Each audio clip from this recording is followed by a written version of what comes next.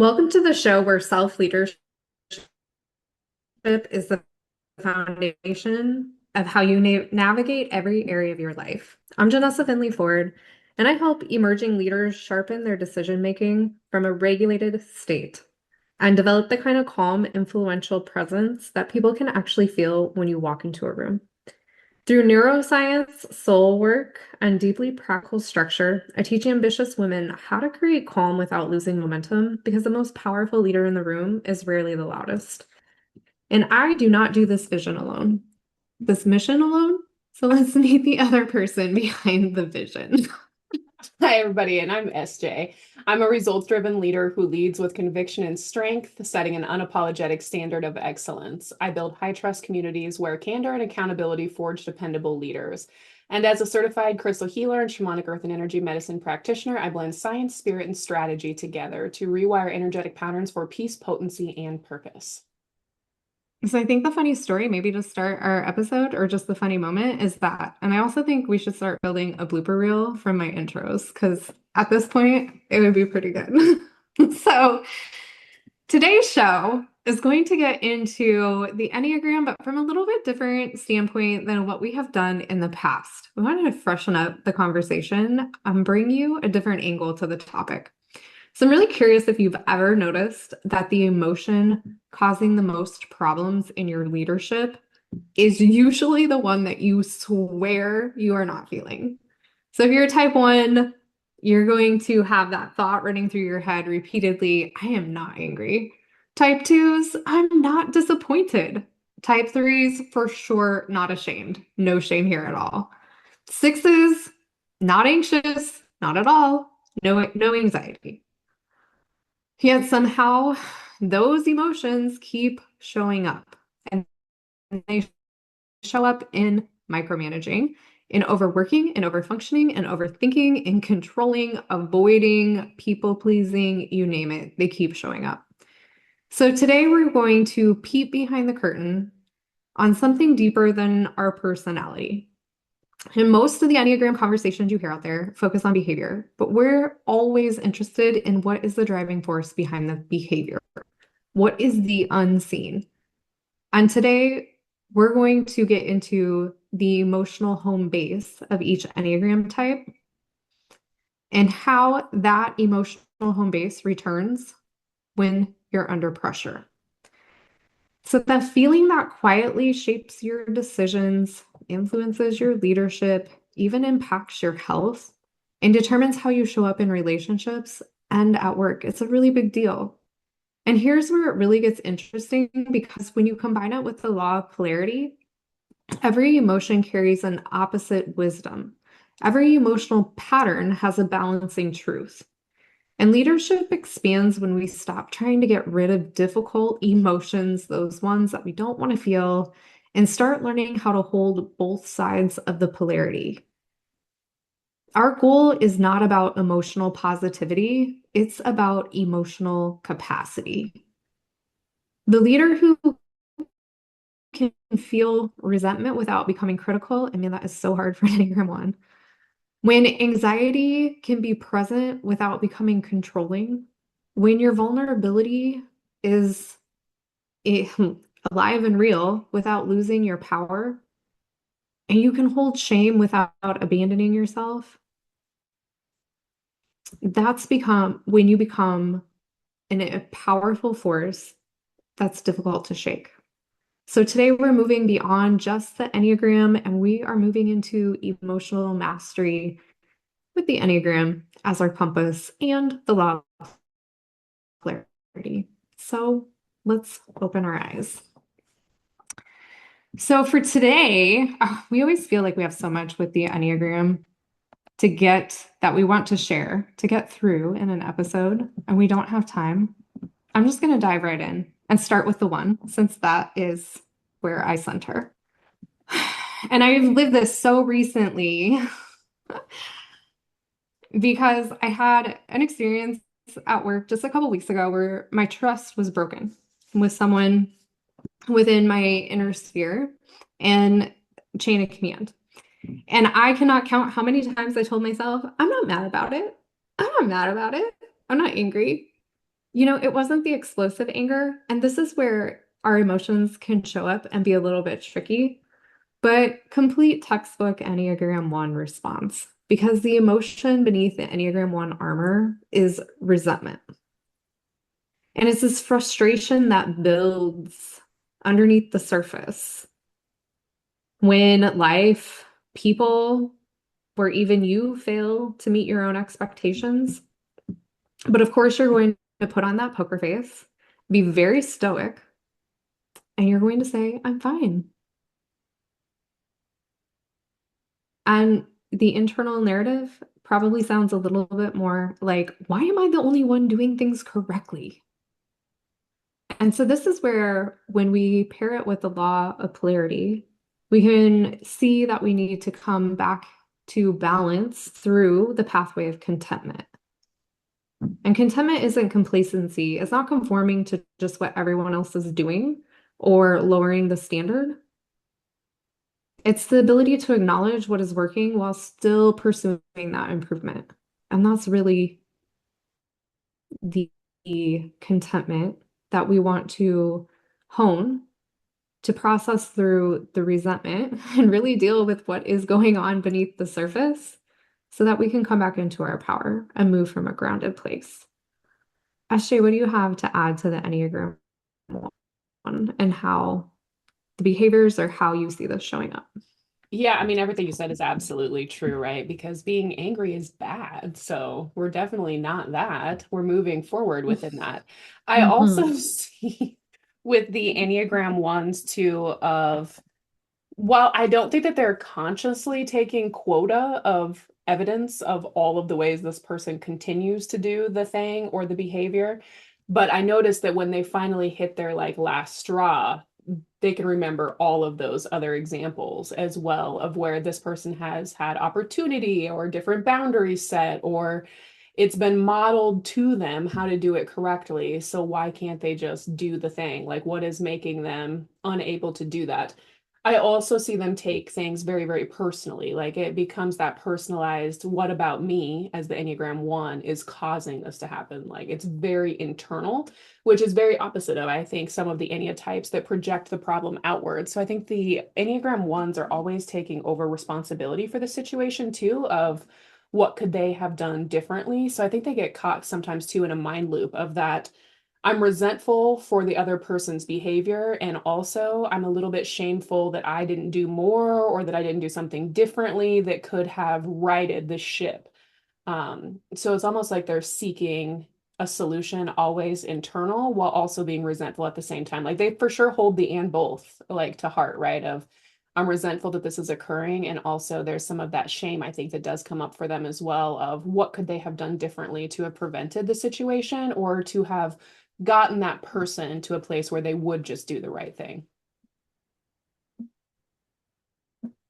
Mhm. Very true. All very true in the Enneagram 1. One of the leadership questions, if that's what we want to call it, just a question. I like to pose these questions the last couple episodes of where we can guide ourselves back into balance. And I think a really powerful thing for Enneagram ones to explore is, what if excellent actually grows faster from appreciation than criticism? And that helps keep them in a place of contentment over the critical narrative that so just instantly spouts from them, especially when they hit that place of resentment. All right, moving on to our type 2. Our type 2, and the emotion beneath what's happening for the type 2s is that disappointment, like I mentioned in the intro. And we're not talking about, sadness. We're talking about real disappointment here. The pain of giving what you secretly hope will be reciprocated, but then it isn't reciprocated. And there's just this deep disappointment in the people around you. And the Enneagram 2s will hold the poker face of, I just love helping. I'm here to help and I love doing it. And I love making things more easier or easeful for other people. While in their internal reality, they're questioning, but doesn't anybody see how much I'm carrying? And so to bring our type twos back into their balance using emotional polarity through disappointment is really self-honoring. So, as twos, we talk about this all the time. Can you recognize your own needs and then also meet them? Can you Mhm. make that happen without putting yourself on the back burner or never getting to yourself at all? And so, really coming into this place of honoring yourself will keep you in alignment to not overgive in this place where you're giving to a point of feeling disappointed when other people don't return something back to you because you've depleted and exhausted yourself. Yeah. The other emotion that I see come forward from the twos that I think they deny or don't necessarily recognize immediately is the like true sentiment of I'm depressed. I'm not talking about like clinical depression, but like I'm depressed, like I'm overburdened by this feeling and there isn't more that I can do to move forward. Um, and they 100% from what I see from a behavior stance will let go of their own needs. Like they will meet everybody else's, not even everybody else's needs, everybody else's wants before they even start to look at their own and then feel again. I think resent is the other emotion that comes forward too with the Enneagram 2, resentful that no one sees their struggle or their strife. And then of course the passive aggressive behaviors come forward as well to where they drop slight hints to the people under the guise of, oh, I'm being funny, or it's a joke, or hee hee ha ha. But like realistically, they are telling you, like, hey, I have a need that's being unmet here, and I need you to start paying attention to it if we're going to continue this relationship as well. So I see that come forward from a behavior stance with an Enneagram 2 that is just honestly like overburdened. Like I think twos hit burnout a lot as well just because of how much they give to everybody else, what they're willing to do. Like they are the kings and queens of self-sacrifice for sure, for whatever their community is, and even for people that are outside of their community. Like I feel like a two has such a hard time saying no to anyone. If someone says, "Can you help me with?" It's like a light switch for an Enneagram 2 of course I can help you, even if that person is terrible to the Enneagram 2, in the hopes that like, well, if I help them because they ask me to help them, they'll see my value. They will treat me differently. And then it comes full circle where now the shitty person is still the shitty person, even if you help them. Like they don't care actually. So then I think you see that resent for self then loop back into the Enneagram 2 of like, why did I overextend myself to help this person, thinking that like this is going to magically fix what's going on with us too. So I think like a power move for twos, especially in leadership roles, is to get really honest with themselves of like how much capacity and energy do you have to do all of these tasks and prioritize it out. And then I think one thing that's really hard for twos is delegation. Delegating stuff away, I think is so difficult for a two, but once they can lean into that space of you are actually helping your team by delegating and not hurting them because now you're spreading the work around and also providing opportunities for those individuals to gain new skill sets as well. Yeah, I think you bring up a really interesting point and profound point. As you mentioned, the twos feel resentment because as I'm listening and listening to you talk, I'm like, and as a one, I so powerfully and consistently feel disappointment. Mhm. And so this is where some of these emotional responses will overlap for you based upon where you center, but then what your wings are. As we move, we'll, depending on how much time we have, also, I'm sure, talk about how I feel the emotion of the nine quite regularly, where as we move further away from where we center these emotions, we all feel them because we're all human, but it's just where the baseline is. So our question for the twos, and this is a really powerful one. I actually was reminding myself of this last week. What if asking is more powerful than anticipating? So, really asking for consent from people, asking them what they need rather than just swooping in, seeing, oh, I can show up here and help in this way when maybe that's not actually what they need. In doing what is needed might actually be even more gratifying and less depleting than anticipating something that they might not need in the moment just because you see opportunity there or a way to show up. Our type threes. Well, I was a little disappointed. Speaking of disappointment, I was a little disappointed in myself as I sat with this, but the thing that really showed up for the three with me is the emotion beneath their achievement. Our threes are the achievers, is the shame. And we know that the shame is the core emotion for all heart points. But with the threes, I feel like it just hits them harder than the other heart points. And so when I came back to map this out, what I came back to was really that core emotion for the three. So the shame. And their shame is woven into this belief that if they stop producing or achieving, then it's really assessing what is their identity and who am I? Because that's really how they know themselves is through all that they do. And so they're going to exude a poker face of confidence and capability and of course success, but internal achievement is the only thing holding up and supporting their self-worth. And so the polar emotion for our threes to really lean into is worthiness. So being worthy before their performance, being worthy even during the execution of the tasks or what some threes might call performance, because they do put on that mask and not really let people see their authentic self. And also being worthy even after that mask comes off, after they've achieved something, just having worthiness all the time because you are. What came through for me for the Enneagram threes was actually embarrassment. I think that is one of the hardest emotions for the Enneagram threes that I know to admit is happening. And I think it's not just admit to others, but admit to themselves. Like, I'm truly embarrassed that this thing occurred or that this individual was able to get one over on me. I think embarrassment, and then, of course, leaning into that embarrassment leads right down the shame path as well.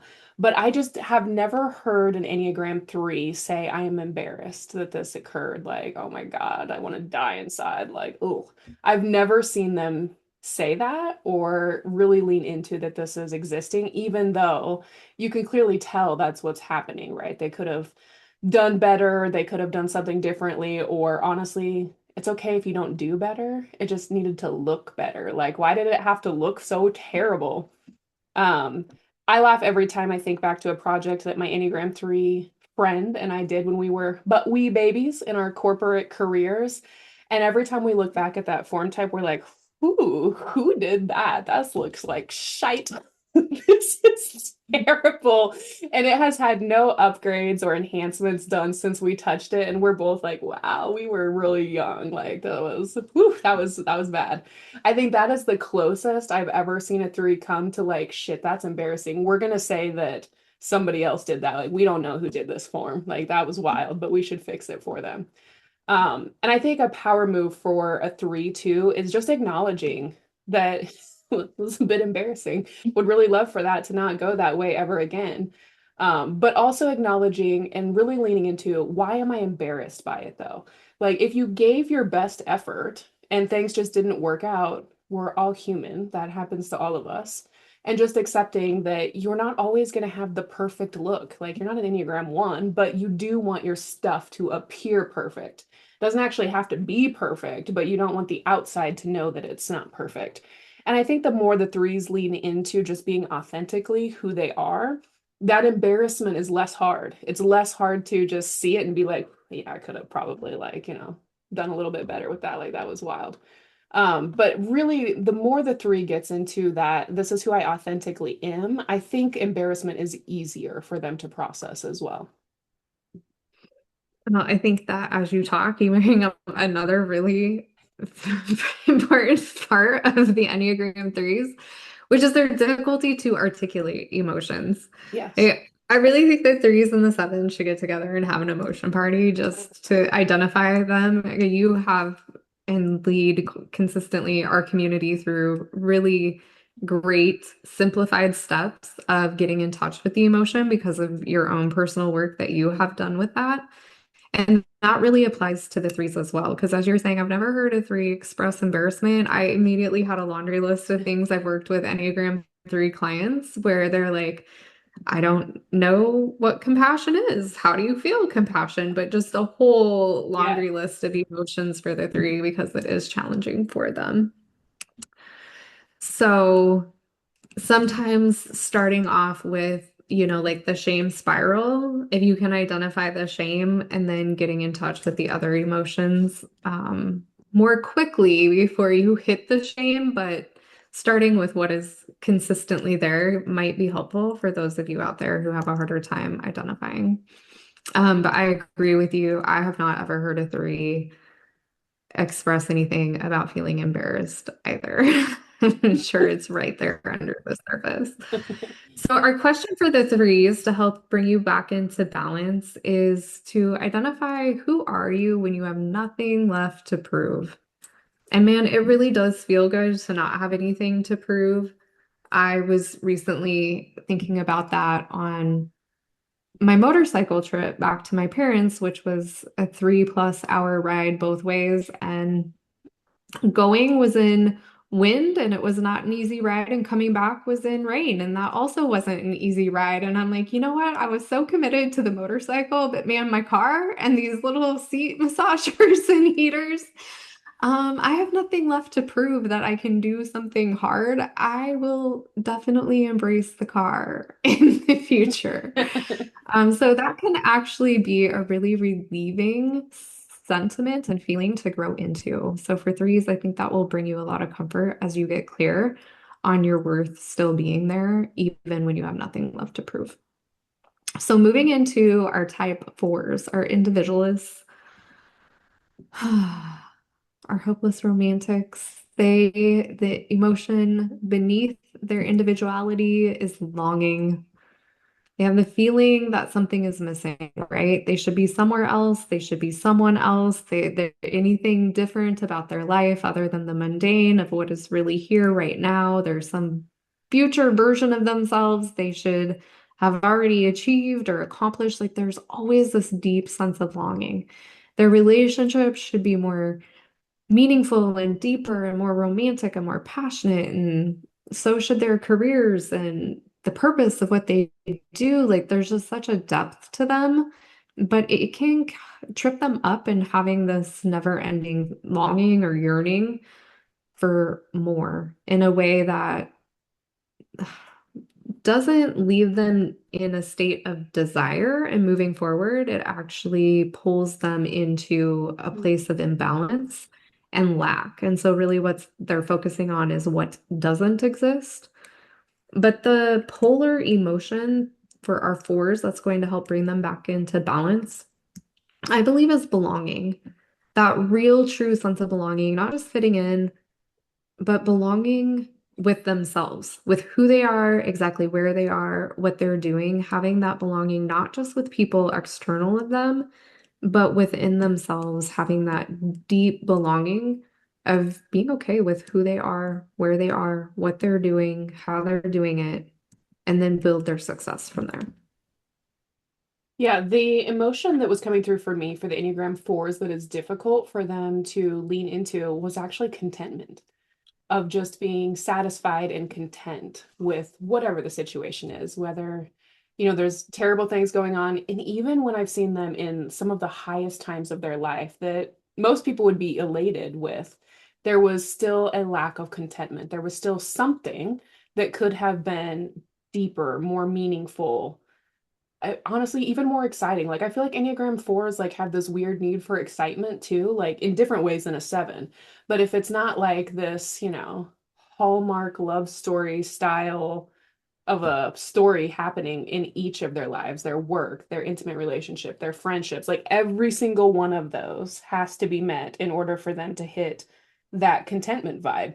And I laugh because one of my, Enneagram 4 friends, she has a hierarchy of needs. If, she didn't get 10 hours of sleep, if she didn't get, 3 meals and 2 snacks that day that she really loved, and didn't get 2 hours of reading a book, then nothing else can happen in that day. Like that, there is literally a hierarchy of all of these things must be perfectly met, or we're, the sky is falling like Chicken Little. It's terrible. Like it's a melodramatic, like, movie that's playing out of how awful things are.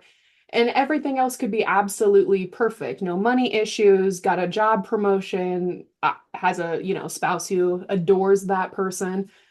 So it's just interesting to me how the fours can't lean into contentment of acknowledging that. So, like, I would encourage the fours rather than looking at everything that is wrong. See if you can make a list of three things that are right. Hmm. Just three. You don't need a lot, right? Like, you probably list more wrongs, but just find three things every day that are good. Yeah, the perfectly pairs with my suggestion was going to be what you're seeking is already here. And if you're taking inventory that it is, then you're just reinforcing that. So definitely on the same vibe. So moving on to our fives, the investigator. Oh, beneath all of that knowledge is the feeling of depletion. It's this fear of not having enough energy. We talk about this a lot with the fives, how they feel like they don't have enough resources, not enough capacity, not enough information. I have to be honest, this five that I work with, there is if there's anyone on my team who I have concerns with the shortcuts that they're taking, it's my Enneagram 5 because I know that they are going to conserve their energy. And also at the same time, the person who will find the most creative, innovative shortcuts that are reliable is the Enneagram 5. It's just that testing to find out time frame that needs a little bit of oversight and insurance that the fidelity there is kosher. But I love how for all of us, right? These strengths and weaknesses, or these can show up as both strengths and weaknesses, and we just have to know how to toe that line to keep it on the side of strength for us. And so with the five, our emotion of polarity, I would say is engagement.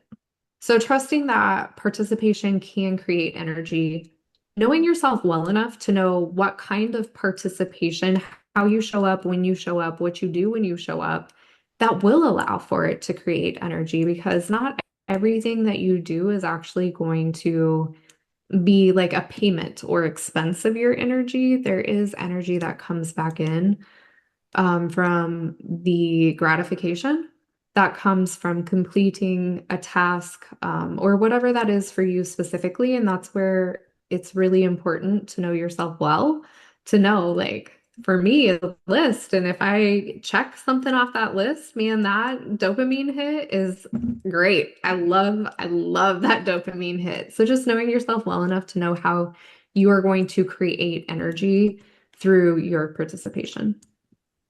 Yeah, as I said with the Enneagram 5, finding an emotion that they don't identify well with was hilarious because I was like, all of them. I don't know that I've ever heard a five in my life say things like, I love this or I hate this. I hear them say things like, this is great and this is terrible. But I don't know if I've ever heard a five actually identify like an emotion within their descriptors of an experience that they're having. So, like all of them, I mean, I think all of them are difficult for a five to really lean into and identify this is how I feel about this situation. And I tested it out and asked one of my Enneagram five friends, like, how do you feel about this? And he was like, I think it'll work. Okay. It's not really what I was going for, but like, I mean, I agree. I too think it will work. So I think a growth edge for any Enneagram fives in leadership is to really identify a feeling, one feeling a day that you have felt. Could be a high feeling, could be a low feeling, doesn't matter. Just identify one and what created that response as well. Yeah, feelings are really hard for fives too. My question to pose for fives is what wisdom can only be gained through experience? So, really, what are you going to get back, right? Like that renewing of energy through wisdom or knowledge, which you are all about Enneagram 5. Like, you should surely want some more of that. How are you going to get that through a lived experience rather than a Google search? So moving on to our type six, the loyalist, our emotion beneath the loyalist. I was a little disappointed in myself with this one too. Of course, I went with anxiety because it's so ever present then. Mhm.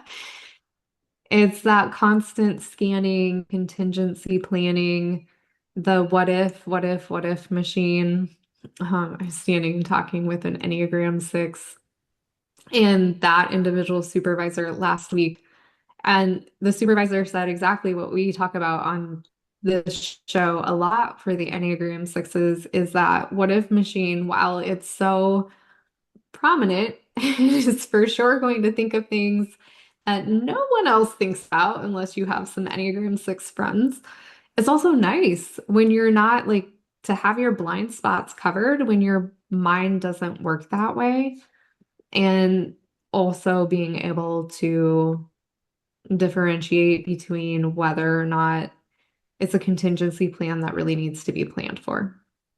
So they're definitely going to catch the things that other people don't think of, and yet they're going to come up with even more things that might not need the time, energy, or resource expenditure to make sure that that's covered.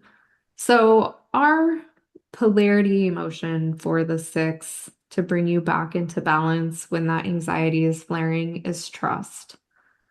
And sixes really love the guarantee. We talk about that a lot here too. They really like what is more certainty. They want to guarantee that things are going to happen in a certain way, and life doesn't come with a lot of guarantees.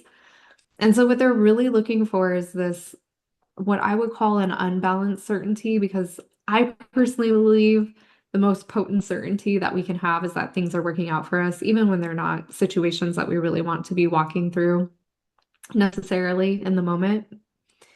So, what I'm talking about here for the polarity emotion is trust, and trust is a completely different thing than certainty, which is why I wanted to take just a moment to tether that out a little bit more of where the six starts automatically scanning for this guarantee because they're certainty, but having trust in themselves, trust that things are working out, trust in the universe and God source, whatever that is for them, trust in the bigger picture. Mhm.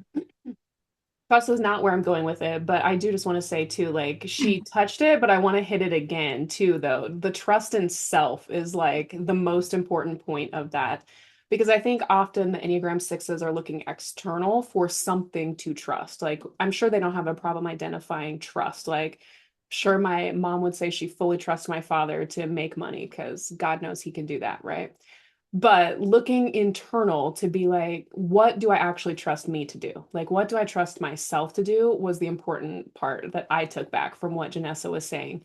The emotion, though, that came through for me that's really difficult for Enneagram sixes to resonate with is actually faith, like having faith in themselves, faith in others, even. They're always looking for that reason that something is wrong or where that deception lives or what's going to make the sky fall today, right? So they'll test, right? They'll test themselves, they'll test those around them to see if they're going to pass that test where rather than just leaning into I have faith in myself to be capable enough to figure this thing out or to navigate this on my own, or I have faith in the audience I polled to be correct, right? Because that's one thing that I love about sixes too, is they will pull an audience for the questions that they have. But their audience isn't actually always people that they have faith in. Like it's like an equal opportunity polling, like rando on the street doesn't matter, right? To where I just really would challenge the sixes when you're going to ask a question to somebody for advice, checking in with yourself. Do you have faith and trust that that person is best equipped to provide that answer? Like, are you even going to trust the answer that they give you? Because do you have faith that this person is actually capable and most fit in your life to answer this question? Rather than, just taking the polling of the every rando in your life's, I don't know, their opinion on something, rather than doing that and then wondering why people are like, why'd you even ask me? Because you definitely didn't do what I said. And then I feel abandoned because now they're questioning why I didn't do what they said, right? Well, because you polled an inaccurate audience, right? Like you wanted to go play baseball, but you ask a basketball player how to swing the bat, which is why you smashed yourself in the face with it. Like, I mean, let's just be discerning with who we are actually polling if we're going to pull an audience that isn't ourselves. And I think all of that goes into this trust and faith dynamic that we have within an Enneagram 6. Oh my gosh, this is so like I swear you followed me around work today. So, as I mentioned earlier in the show, right, we can take on the traits of the numbers closest to us. So, this Enneagram 5 on my team has a really strong six tendencies. And when we were learning a new project recently, he asked me a question. Didn't really love my answer, which was actually interpretation of written words, right? So like grammatically, this says to me X, Y, and Z. And he's like, huh, that's interesting. That's not how I would read it. I'm like, okay. And he's like, well, do you mind if we ask another person who was learning the product in the project? And I'm like, actually, I do. Yeah. Not because I mind you asking another person, but if you are, let's ask a subject matter expert. Yeah. So we play this forward to today. And this is where the today part comes in of were you following me around work? And they asked me a question on a case. And I looked at the case and it was internet generated, which makes a difference of how we process. But the coding of the case number indicated that it would not have been internet generated. And so they said to me, well, I've never seen that. Whenever a case starts with this specific letter, it should not be internet generated. And I'm like, well, the details of the case clearly state, took a screenshot, is internet generated. So I'm like, this would be the correct path. I put the steps in and how to finish out that inquiry. And then it was like an hour later, I was going through the team's pages to see what new guidance had dropped today, if any. And this employee dropped a question for the subject matter experts to ask if a case that starts with this letter could even possibly be internet generated. And I kind of giggled and I kind of eye rolled a little, if I'm being honest, because I'm like, wow, well, they really didn't trust my answer. And so then they're polling, but at least they learned to poll well. They're polling subject matter experts. So that's great. So we're moving in the right direction there. So these are really how you'll see these things in real life in the workplace or within your family. And some people might get really upset about, like, well, insubordination. Why didn't you do and follow through with the instructions that you were given? Or if it's a child in your family, right? And you're leading your family, you can get really hung up on the power struggle dynamic of you didn't do what I said. So for sixes to really bring you back to a place of balance and to grow into this emotion and the polarity emotion with faith and trust. It's exactly what SJ said is what if you trusted yourself as much as you trust your preparation? I feel like I see sixes doing a lot when they're having anxiety, like they express it through motion, through cleaning, through different aspects, or through this preparation for worst case scenario planning. So what if you trusted yourself as much as you trust your planning and your preparation? And that might help you settle into the moment more without having to expend all this energy around what may never actually happen or transpire. Moving on to our sevens. Do you want me to introduce this or do you want to Go start for and it. take it Go for from the it. top? Okay. So our sevens are the enthusiasts, and I would say that the emotion that they don't tell themselves they're feeling so much beneath all of that enthusiasm is emptiness. So there's this fear if you stop moving, you're going to feel what you've been avoiding. And at the end of the day, you can't avoid yourself out of a feeling. There's a feeling of emptiness or something that's, missing or not there in the first place, or you wouldn't be trying to avoid it.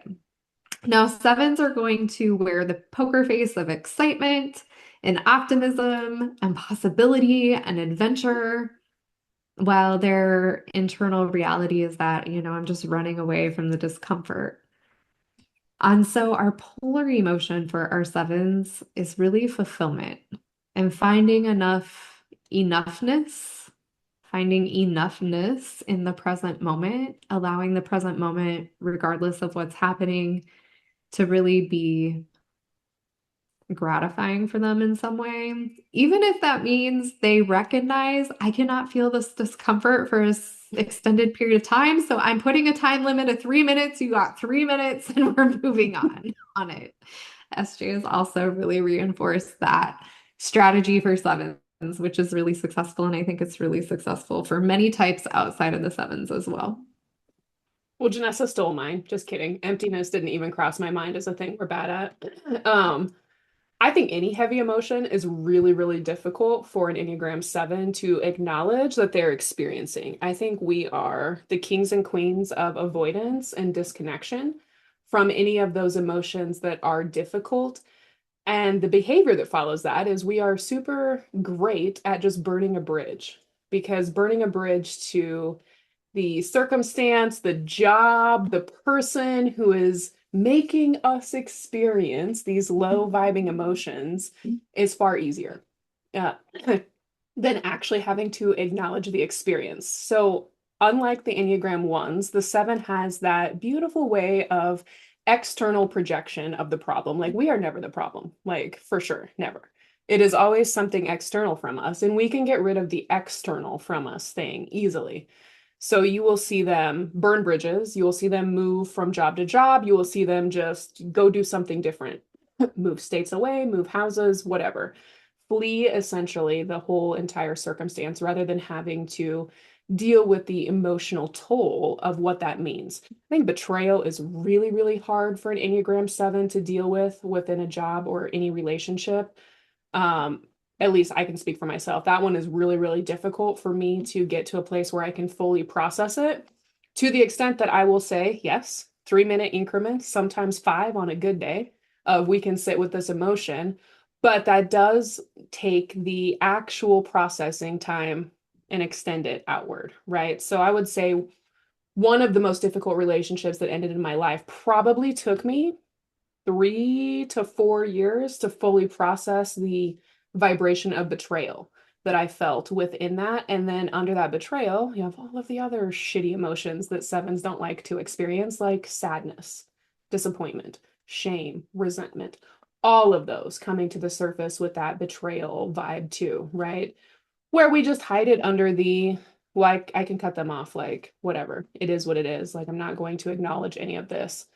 And I think the emotion that Enneagram sevens, I don't know if I've ever heard a seven say, I fear this, that isn't, really working on themselves or the Enneagram specifically as well. Fear is really, really hard for Enneagram sevens to admit that they are experiencing it, even though it's the core emotion that drives us. Like, this is the motivating emotion, friends. So like, you do fear things, like being scared of something for sure happens. I laugh, even my dad to this day doesn't say he fears flying. He says, I'm never flying in an airplane. Okay, but why? Are you scared of it? Like, but why? So like, we're really ridiculous with leaning into that acknowledgement of I'm actually afraid of this. And because we won't admit that we're afraid of it, all of the emotions that are sitting behind that fear, the betrayal, the shame, all of that just stacks up, and you have to take longer than to get to the bottom to where you can actually get to that space of I actually fear this relationship ending. I fear the abandonment that I'm going to have to experience because of this. I fear losing this relationship because I valued that person so much. I loved them. And then getting to that place of getting out of our ego state and saying, it's not I love them. I still love them, even though this relationship had to end. And really getting okay with that polarity of I love them and I experienced severe and extreme betrayal from this person is one of the most powerful things that I've experienced in my life for sure. So sevens getting out of the way of themselves and making a list of what do you fear? Genuinely. Like not I'm scared of spiders. Like shut up. Sure. Sharks, great whites, yeah, terrifying. Really though, like what do you fear from an emotional stance? What do you fear from a relationship stance? Even if it takes you a bit to get to the emotion, who do you fear losing? What is your greatest fear in life? And it's not going to be great white sharks and spiders. Like, come on, we can be deeper than that. I promise it won't kill us. That is what I would recommend is really looking at what do you truly fear? Because when you know what you fear, you also know what you value. And when you know what you value, you can amplify that so that you get back to where Janessa was, which is this is what actually fulfills me. These are the things that light me up, not all this other shit, not the like Starbucks coffee I get every day, not the 5 million plants I have, not the 50,000 crystals. Like what actually fulfills me? And what you will find is that it's relationships, it's people, it's places, it's the connection, it's the ability to hold a capacity of emotion that you never thought you were able to hold. Yeah, I think the seven wing six can feel emotion pretty adeptly. I think more of the seven wings, the phobic six, antiphobic six, counterphobic. Counterphobic. That's the Counter. word. Gosh, I was struggling. The counterphobic six and the seven wing eights definitely have a harder time identifying fear. But in Stronger Together, we did an amazing session with fear and love on our last call. It was really powerful. And the after result was around bringing the fear to the surface for a lot of the people in the community after that session, just from the natural aligning to release out those fears that people have. So I love that advice and I love how our community supports that. So as we're moving toward the top of the hour, we have two types left, our type 8, and our type 8 is the challenger. And beneath all of the strength that the 8 has is the emotion of vulnerability. And vulnerability for them, I would say, is the emotion that they most carefully protect, and is also likely the emotion that they least trust. And so to bring it back into polarity for our eights, I would suggest some tenderness. Really exercising more of that open-hearted strength of tenderness. We're not talking about making yourself weak or making yourself open to be attacked by other people, but just to be gentle and tender and open-hearted with individuals. And that's really going to balance out that vulnerability that can feel a little uncomfortable for those eights. Yeah, tenderness was the one that came through for me as well, of an emotion that's really difficult for an 8 to feel, but also compassion for people that they feel betrayed them.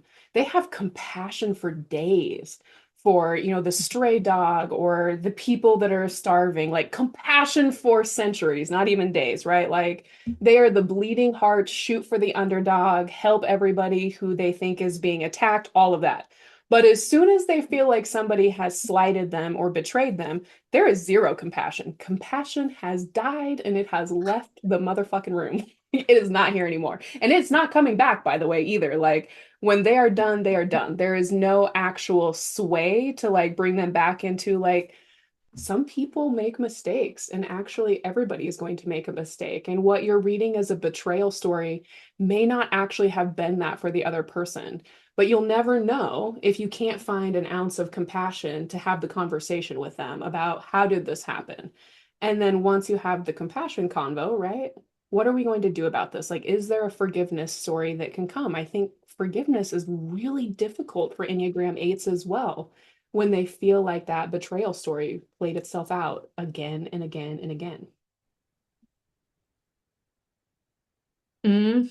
So right. And the betrayal is always going to show up for the eights because of the way they move through the world. We all have those wounds that we're more likely to experience. We've had other Enneagram shows where we've highlighted those for each type.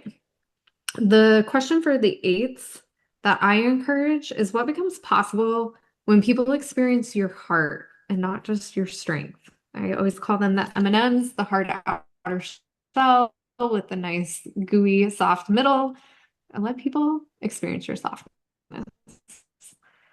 So our last type is the type 9.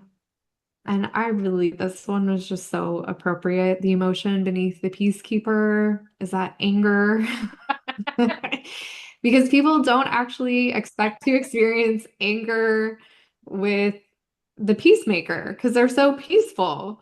So it kind of catches people off guard, but they have anger that will build up from self-abandonment, from not having an opinion, not wanting to make a decision. They have anger that builds up from feeling like they don't matter, their voice isn't heard. They have anger from the way that they disappear in those moments by not sharing their truth. And really, to balance this out, it sounds so simple, it's much harder to do. It's self-assertion, just the willingness to take up space, have your voice be heard, know that your viewpoint, your opinion, all of it matters. Your perspective has value. You have value. So take up that space, assert yourself because you're a piece of that bigger puzzle and we can't all fit together without you. Yeah, self-expression is what came forward for me with the Enneagram nines. And when I say self-expression, I mean the willingness to express their authenticity. They are so good at merging with other people, figuring out, what other people believe, feel, sense, whatever. And then they will align themselves with that rather than just leaning into this is what's true for me and expressing that this is what's true for me. Because I think often the nines, when they're having a conversation with somebody, they know they disagree with what the other person is saying, but they're unwilling to express that to the person or external as well until the bomb hits, right? And then when the bomb hits, there's a laundry list of things that they bring up of all of the problems, the ways they've been wrong, the way the other person was wrong, which leaves that other person like, I remember that convo, and you definitely agreed with me like 2 months ago. Like, what is happening now? Like, what changed? Were you lying then or are you lying now? And then the Enneagram 9 is just like, oh, I'm crushed by this. Like, I wasn't lying at any time, right? Like, I wasn't lying. I just didn't tell you my actual thoughts. I didn't want to hurt your feelings in that moment. But now I don't care because I'm mad. But 2 minutes after I'm mad and lose my shit, I'm going to feel really bad about it.